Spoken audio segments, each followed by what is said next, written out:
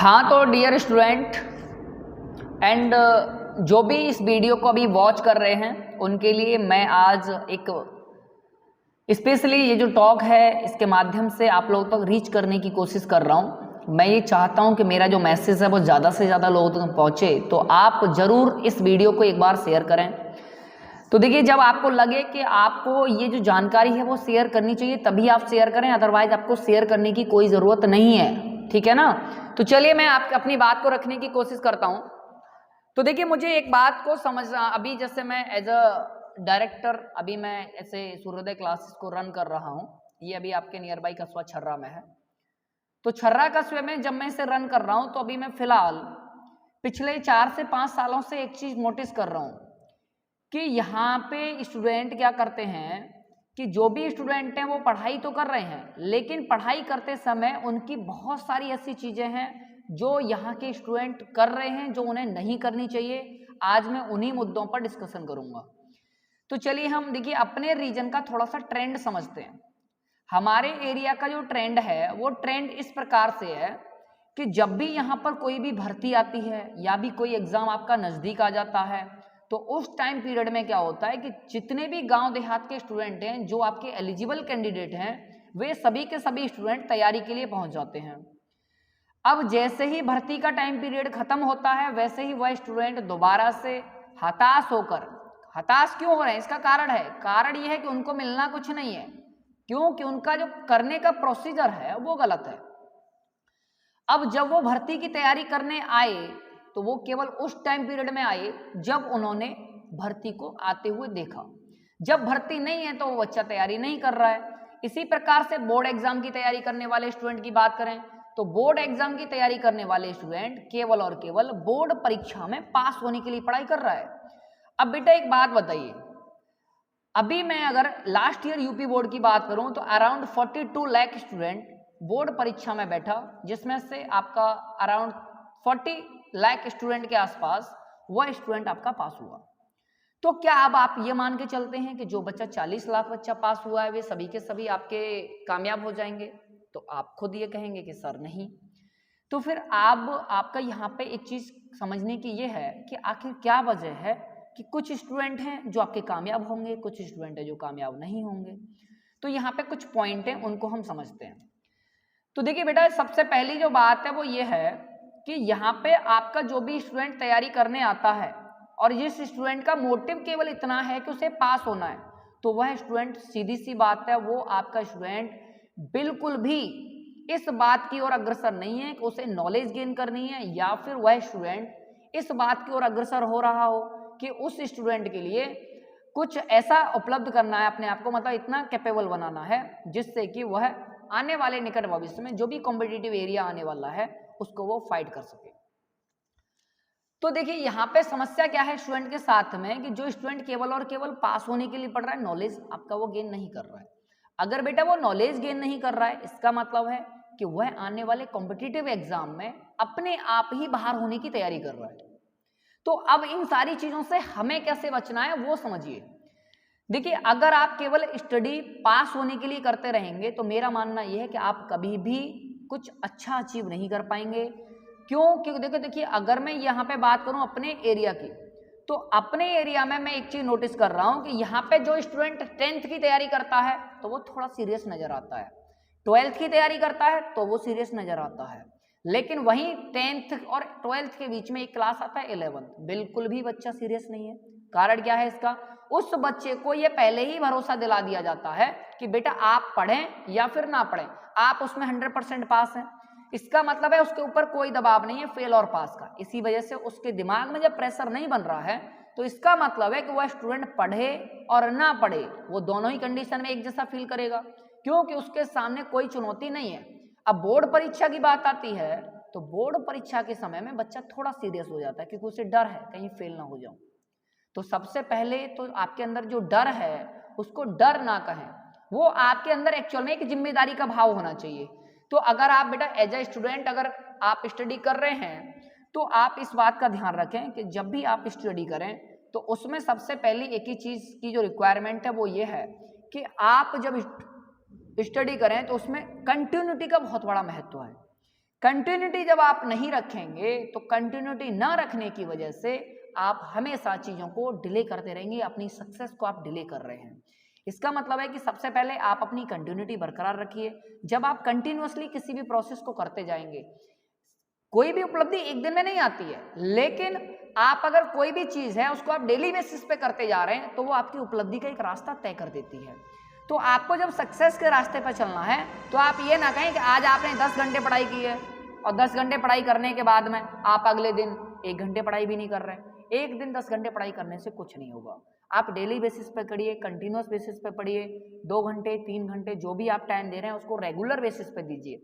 जो भी आपका सब्जेक्ट है आप जिसकी स्टडी कर रहे हैं उसको भी आप टाइमली पढ़िए, क्योंकि जब आप टाइमली किसी आपका सोर्सेज के द्वारा अगर आप नहीं पढ़ रहे हैं, कोई भी चीज़ आप उसको टाइमली नहीं कर रहे हैं, तो वहाँ पर आप क्या करेंगे, वहाँ पर आप बेसिकली एक ऐसा प्रोसेस फॉलो करेंगे जिसका कोई रिजल्ट नहीं आना है। क्यों?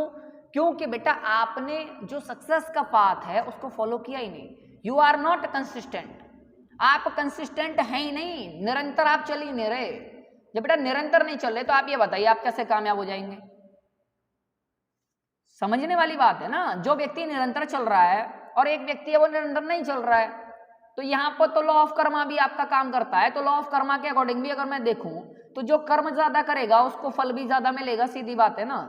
क्योंकि आप कहीं ना कहीं दोनों का मोटिव एक ही है, जो कर्म कम कर रहा है एक कर्म ज्यादा कर रहा है, दोनों को एग्जाम में पास होना है। तो बेटा आप अपनी वीकनेस और स्ट्रेंथ पे भी ध्यान दीजिए। वीकनेस और स्ट्रेंथ का मतलब है जैसे सब्जेक्ट 4 हैं, मैथ है, रीजनिंग है, जीएस है, हिंदी है, तो इन 4 में से आप ये देखिए आपका स्ट्रॉन्ग पोर्शन क्या है, वीक पोर्शन क्या है। अब आप ये फाइंड कर चुके हैं कि आपकी कमजोरी क्या है और आपकी मजबूती क्या है।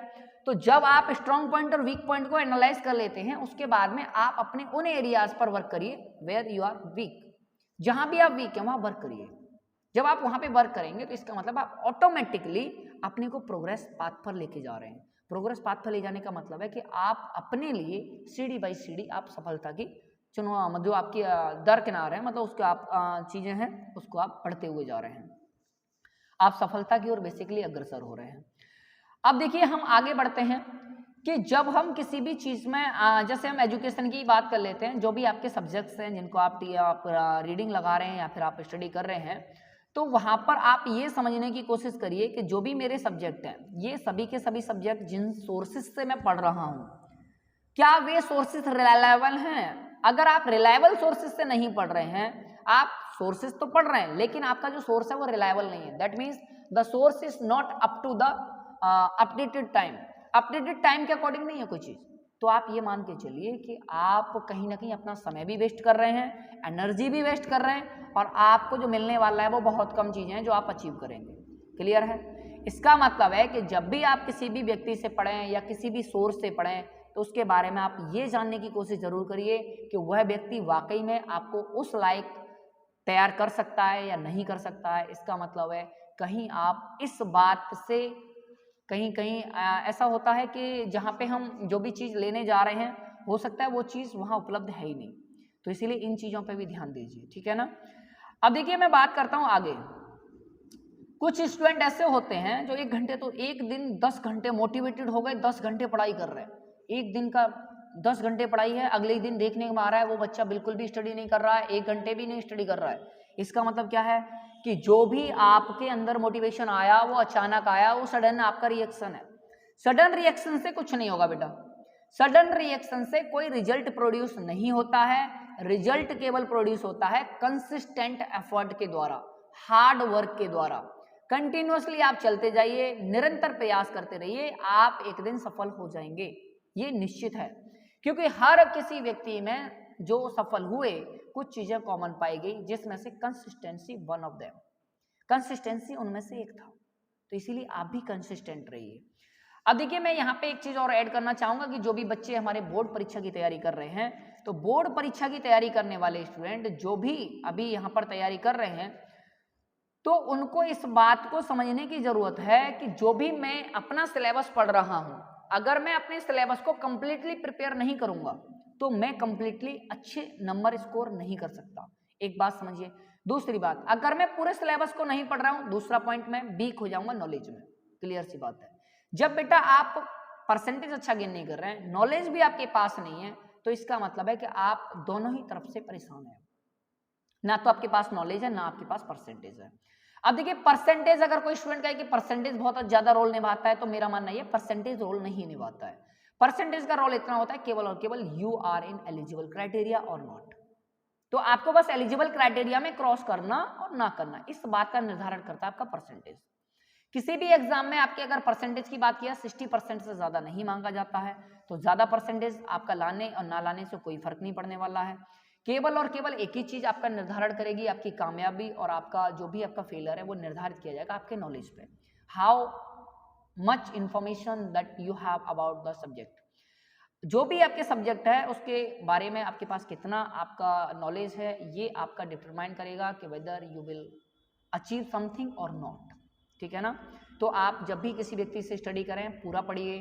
पूरा पढ़ने का मतलब है कि आपके अगर सिलेबस में अगर 15 चैप्टर हैं तो 15 में से कोशिश करिए आप 15 से 15 चैप्टर ही आपको आने चाहिए, क्योंकि कहीं ना कहीं ये जो आपका टाइम पीरियड है ये सीखने का समय है, अभी आपकी उम्र ज़्यादा नहीं है, तो यहाँ पे आपको चीज़ें वही चीज़ें पढ़ने की ज़रूरत है जिन चीज़ों की वास्तविक ज़रूरत है। अभी आप अपने टाइम को थोड़ा सा मैनेज करिए। आज के टाइम पे स्टूडेंट की एक और शिकायतें हैं, बहुत ज़्यादा पेरेंट्स से भी जब बात होती है तो वो बताते हैं कि अभी जो स्टूडेंट हैं वो फ्री फायर में बहुत ज़्यादा बिजी हो रहे हैं, अर्थात वो मोबाइल पे आपका वीडियोस देख रहे हैं, सोशल मीडिया पे घंटों घंटों बर्बाद कर देते हैं, मूवीज़ देख रहे हैं। तो इससे क्या हो रहा है, इससे वे बेसिकली अपने टाइम को किल कर रहे हैं। टाइम को किल कर रहे हैं इसका मतलब है बेसिकली वे अपनी लाइफ को किल कर रहे हैं। बेटा टाइम बहुत प्रीसियस है, ये नहीं लौट के आने वाला है। अगर टाइम की अगर आप कदर नहीं करोगे, टाइम पे आप चीज़ें नहीं करोगे, तो आपके हाथ से बहुत सारी चीज़ें फिसल जाएंगी। इसका मतलब है कि आप चीज़ों को टाइमली करिए, और टाइमली चीज़ें जब आप करेंगे तभी आपके लिए वो चीज़ें मायने की हैं। अदरवाइज जो चीज़ें समय पर न की जाएं वो किसी मायने में आपके कारगर सिद्ध नहीं होने वाली हैं। तो इसीलिए अगर आप स्टडी कर रहे हैं तो स्टडी भी टाइम पे कीजिए। जैसे अभी हम बात करें भर्ती के इंतजार में जो बच्चे बैठे हैं वो बच्चे बैठे ना रहें, वे बच्चे तैयारी में जुट जाएं। भर्ती एकदम आपके नज़दीक है। सरकार का जिस दिन मूड घूमेगा उस दिन आपका नोटिफिकेशन आ जाएगा, और उसके बाद में आपके पास संभलने का भी वक्त नहीं होगा। जो बच्चा तैयारी बहुत समय से कर रहा है वही बच्चा आपका इस बार भी सिलेक्शन मारेगा, और कोई ऑप्शन नहीं है। सिलेक्शन मारने का तरीका यही है, सिलेबस पे कमांड बनाइए। ऐसा जो भी आपके सिलेबस के सब्जेक्ट हैं उन सभी पे कमांड बनाइए। ये नहीं है कि आप केवल मैथ पढ़ के चले जाएं, आपका एग्जाम फाइट हो जाएगा, तुक्का मार के जाऊंगा, ऐसा कुछ नहीं होता है। Always you have to be well prepared about your exam, otherwise you will never achieve nothing. Clear है। तो यहाँ पे अभी बस यही चीजें मैं कहूंगा कि जो भी चीजें आप कर रहे हैं उसको बेहतर तरीके से करिए, और उन चीज़ों को करिए जिनकी वास्तविक ज़रूरत है, उन चीज़ों के द्वारा करिए जहाँ से आपको सही चीज़ें मिल रही हैं। उन लोगों के संपर्क में रहिए जो लोग आपको वास्तविक सीरियस हैं आपकी कामयाबी को लेकर के। आपके पेरेंट्स से ज़्यादा बेहतर कोई नहीं समझेगा आपको। आपके पेरेंट्स अगर आपसे कहते हैं कि बेटा आप स्टडी करिए तो आप स्टडी करें। आप ये ना सोचें कि पेरेंट्स जो भी बोल रहे हैं वो शायद आप मेरा मोबाइल नहीं चलाने दे रहे हैं, मुझे शायद फ्री फायर नहीं खेलने दे रहे हैं। तो ये सारी चीज़ें व्यर्थ की हैं, इन चीज़ों पे आप टाइम वेस्ट ना करें। पेरेंट्स जो कह रहे हैं वो एकदम सही कह रहे हैं। आप फ्री फायर बिल्कुल ना चलाएं, क्योंकि आपका जो टाइम है वो प्रीशियस है, बहुत ही कीमती समय है। इस समय को बिल्कुल भी व्यर्थ ना करें, ठीक है ना।